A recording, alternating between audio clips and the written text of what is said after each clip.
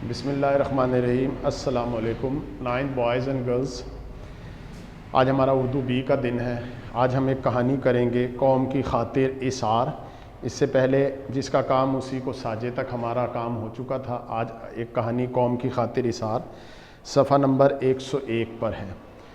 तो अगर ये कहानी आप उस तरह रट्टा लगाएंगे तो इसमें टाइम ज़्यादा लगता। आसान सी कहानी है, तवज्जो से सुने। 5 नंबर की आएगी, आपको मैंने पहले ही बताया। या की ऑप्शन के साथ 5 नंबर की ये होगी या इसके साथ मकालमा होगा। तो कहानी शुरू करते। एक था जंगल जिसके एक हिस्से में रीछ रहा करते थे और दूसरे हिस्से में बंदर। एक दिन रीछ के दिल में आई कि क्यों ना पूरे जंगल पर कब्जा कर लिया जाए। वैसे भी रीछ जो है लालची होते हैं। उन्होंने बंदरों को मार के वहाँ से भगा दिया। बंदरों से उनका वतन छूटा, जंगल छूटा, आवारागर्दी करने लगे, इधर उधर फिरते रहते थे। ये हाल देखकर एक बंदर का दिल बड़ा दुखा। उसने सबको जमा किया और कहा कि मेरी बात मानो, मुझे ज़ख्मी कर दो, मुझे नोच डालो, जगह जगह से मारो, मुझे अधमुआ सा करके उस जंगल में फेंक आओ। मैं कुछ तदबीर करता हूँ और तुम्हें तुम्हारा वतन वापस मिल जाएगा। बंदर ऐसे गम गुसार और इसार मन से इस सलूक करना तो नहीं चाहते थे, मगर आखिर मान गए और उस बंदर को अधमुआ करके डाल गए। अधमुआ आधा मरा हुआ जिंदा। रीछों ने एक जख्मी बंदर को देखा, पूछा कि आप यहाँ कैसे? आपको नहीं पता कि ये जंगल हमारा है और आपने यहाँ आने की हिम्मत कैसे की?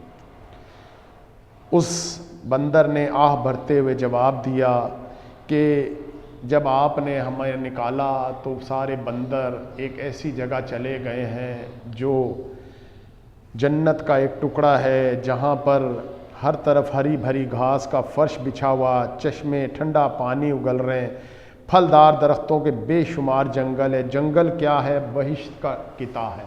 बहिश्त जन्नत का टुकड़ा है।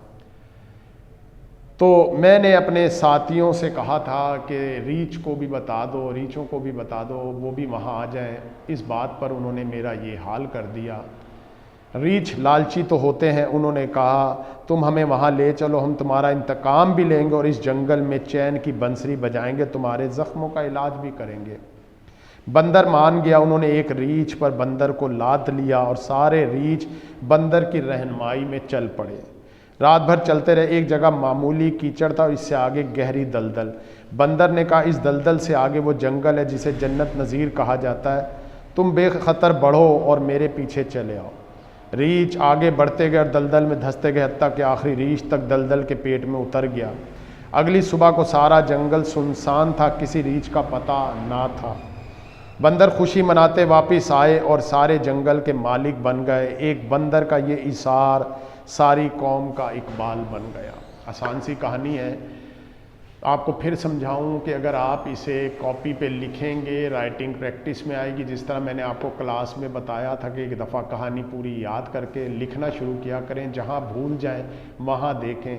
इस तरह आपकी राइटिंग स्किल, हाथ भी तेज़ हो जाएगा और लिखना भी आ जाएगा। उम्मीद है कि आप याद करने के बाद इसे ज़रूर लिखेंगे। इजाज़त दीजिए, कल फिर मुलाकात होगी। अल्लाह हाफिज़।